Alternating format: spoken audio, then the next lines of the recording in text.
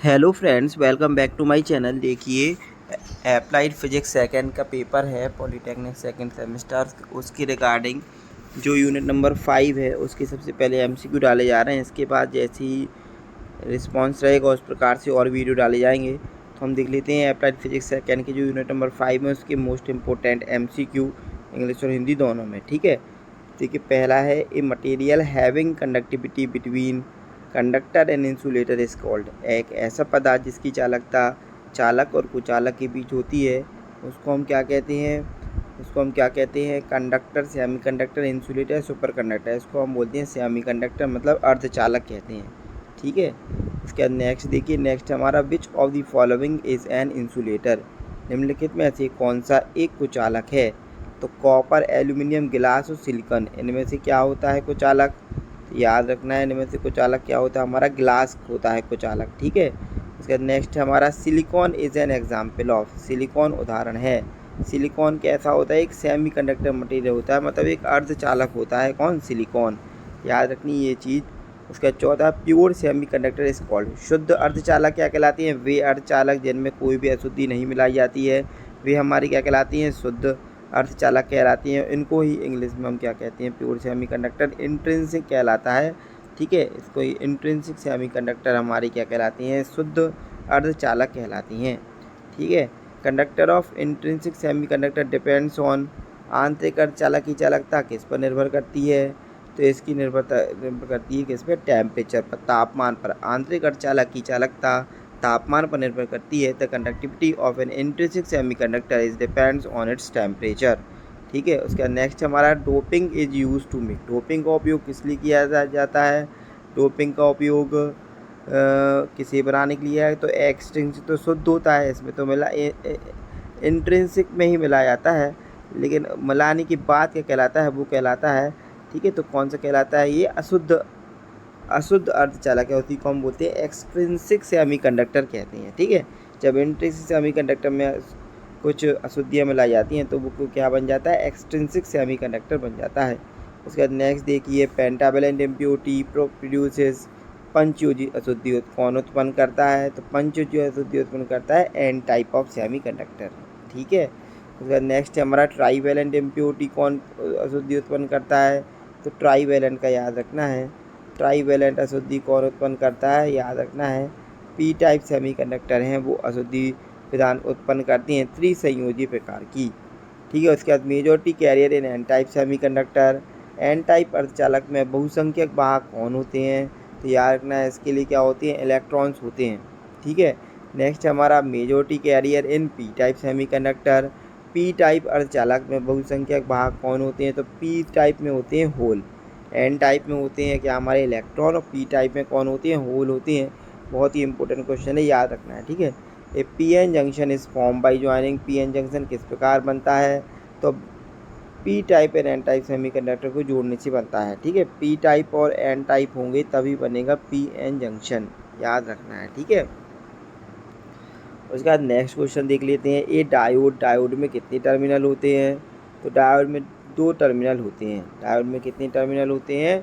2 terminal होते हैं diode में। ठीक है, नेक्स्ट देखते हैं, forward bias means. Forward bias means क्या होता है? फॉरवर्ड बायस मीन्स क्या होता है कि पी को पॉजिटिव से और एन को नेगेटिव से जोड़ देना। ठीक है, बैटरी के, वो कहलाता है पी एन। तो इसलिए क्या बोलता है? पी प्लस एन दोनों को जोड़ देना क्या कहलाता है? हमारा फॉरवर्ड बायस होता है। इसमें पी को करते हैं हम बैटरी के पॉजिटिव एंड से कनेक्ट, इसको करते हैं नेगेटिव एंड से कनेक्ट, और इस प्रकार जो बनता है वो हमारा क्या होता है?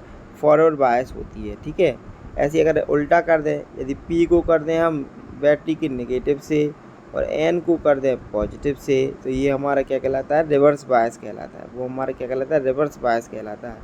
इन रिवर्स बायस करंट की धारा कितनी होती है? तो बहुत कम होती है। रिवर्स बायस में करंट की धारा, जो धारा होती है मतलब करंट होती है, वो क्या होता है? बहुत कम होता है। और कब बनता है रिवर्स बायस? जब पी को किससे जोड़ देते हैं हम? नेगेटिव से, और एन को किससे जोड़ते हैं? पॉजिटिव से। ए diode is mainly use. Diode का मेनली काम क्या होता है? तो डायोड का हम मेनली काम देख लेते हैं क्या किस लिए होता है। तो diode is mainly use for. Diode मुख्यतः किस लिए उपयोग होता है? तो किस लिए यूज होता है? रेक्टिफायर के लिए यूज होता है। ठीक है, इसका याद रखना है कि डायोड मेनली किस यूज़ होता है, एज अ रेक्टिफायर यूज़ होता है डायोड, ठीक है। उसका नेक्स्ट हमारा रेक्टिफायर कन्वर्ट, रेक्टिफायर परिवर्तित करता है, तो रेक्टिफायर परिवर्तित करता है किसको, AC को DC में कन्वर्ट करता है ना। उसके बाद नेक्स्ट हमारा देख लेते हैं, नेक्स्ट हमारा है half wave rectifier use. Half wave rectifier में कितने डायोड यूज़ होते हैं, हाफ वेव रेक्टिफायर में एक डायोड यूज़ होता है, ठीक है। हाफ वेव रेक्टिफायर में कितना होता है, एक डायोड यूज होता है, ठीक है। ये बात याद रखनी है। यदि AC को DC में बदलता है हाफ वेव से, एक जो हमारी कर्व होती है वो बदल जाती है, ठीक है। उसके बाद सेंटर टेप रेक्टिफायर में कितनी डायोड यूज़ होती है, तो इसमें 2 डायोड यूज़ होते हैं। ये 2 मतलब क्या है, डायोड है, ठीक है। कितने डायोड यूज़ होते हैं, इसमें 2 डायोड यूज़ होते हैं सेंटर टेप में, ठीक है। लेजर स्टैंड फॉर, लेजर का पूरा फुल फॉर्म क्या होता है, तो लेजर होता है light amplification by stimulated emission of radiation. याद रखना है, light amplification by stimulated emission of radiation, ठीक है। लेजर का यही फुल फॉर्म होता है। उसके बाद नेक्स्ट देख लिए, process responsible for laser action, laser क्रिया के लिए उत्तरदायी प्रक्रिया कौन होती है, तो इसके लिए क्या होती है, स्टिमुलेटेड इमिशन, जैसे कि उसके फुल फॉर्म में ही है, क्या हो फुल फॉर्म में, light amplification by stimulated emission of radiation, तो स्टिमुलेटेड इमिशन के कारण होता है, ठीक है। नेक्स्ट हम देख लेते हैं, इमिशन विदाउट एक्सटर्नल इन्फ्लुएंस, बिना बाहरी प्रभाव के उत्सर्जन क्या कहलाता है, तो वो कहलाता है, याद रखना है, स्पॉन्टेनियस, स्वतः उत्सर्जन कहलाता है। बिना बाहरी प्रभाव के उत्सर्जन क्या कहलाता है, एमिशन विदाउट एक्सटर्नल इन्फ्लुएंस क्या कहलाता है हमारा, स्पॉन्टेनियस कहलाता है। जैसे रेडियो एक्टिविटी अपनी मन से होती है स्वतः ही, उस प्रकार ये भी वही होती है, ठीक है, याद रखना है। Population inversion is, population inversion में क्या होता है, excited is greater than ground, जो एक्साइटेड स्टेट में इलेक्ट्रॉन्स होते हैं वो होते हैं ज़्यादा ग्राउंड स्टेट से, वो कहलाते हैं पॉपुलेशन इन्वर्जन कहलाता है, ठीक है।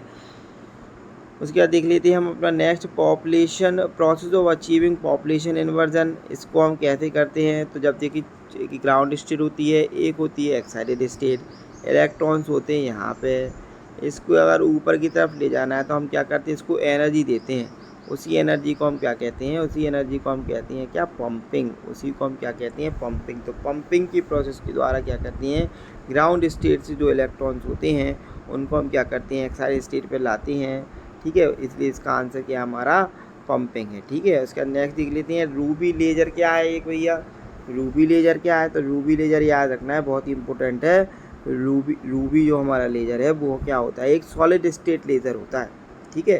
तो नेक्स्ट देख लेते हैं, हीलियम नियॉन लेज़र क्या है, हीलियम नियॉन क्या होती हैं, दोनों क्या होती हैं, किस प्रकार की गैसें होती हैं, पता होनी चाहिए। हीलियम और नियॉन क्या होती है, एक प्रकार की गैसें होती हैं जो हमें पीरियोडिक टेबल के सबसे लास्ट वाले कॉलम में मिलती हैं, ठीक है। हीलियम और नियॉन ये होती हैं अक्रिय गैसें होती हैं, इनर्ट गैसेस कहलाती हैं। तो ये कौन सी लेजर होते हैं, हमारे गैस लेजर्स कह होती हैं, ठीक है। उसके बाद नेक्स्ट हमारा लेजर लाइट है, लेजर प्रकाश किस प्रकार का प्रकाश होता है, तो ये होता है कोहेरेंट प्रकार का। कोहेरेंट प्रकाश क्या होता है, जिसका वेवलेंथ सेम हो, जिसका फेज सेम हो, ठीक है, जो एक ही डायरेक्शन में चले, एक ही प्रकार की वेव्स क्या कहलाती हैं, हमारी कोहेरेंट वेव्स कहलाती हैं, है ना। तो लेजर किस प्रकार की वेव होती है, कोहेरेंट वेव होती है। Laser is used in, laser का उपयोग कहाँ कहाँ किया जाता है, आप देखा होगा मेडिकल में लेजर का उपयोग होता है, लेजर से होते हैं ऑपरेशन, कम्युनिकेशन में लेजर का उपयोग होता है, इंजीनियरिंग में भी लेजर का उपयोग होता है। तो इसका सही आंसर हमारा क्या है कि सभी में होता है लेजर का उपयोग, ठीक है। Nano technology deals with, nano technology किसके साथ डील होती है, जब भी नैनो का नैनो नाम आता है तो क्या कहलाता है, नैनो मतलब 10⁻⁹, ठीक है। तो ये 10⁻⁹ नैनो टेक्नोलॉजी किस आकार से संबंधित, तो 10⁻⁹ के आकार से संबंधित है हमारी nano technology. Material of size 1 to 100 nm लिखी है, आर कॉल्ड क्या कहलाती हैं, नैनो पार्टिकल्स कहलाती हैं, ठीक है।